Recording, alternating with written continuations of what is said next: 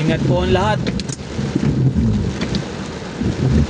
Ingat po at napakalakas po ng ulan. Nandito ako sa may parting Dasma, San Jose. Lalabas ako ng General Trias sa may Sierra Nevada. Napakalakas po ng ulan.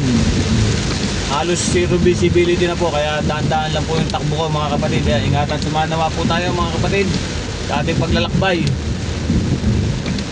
Lakas po ng ulan dito sa Dasma po.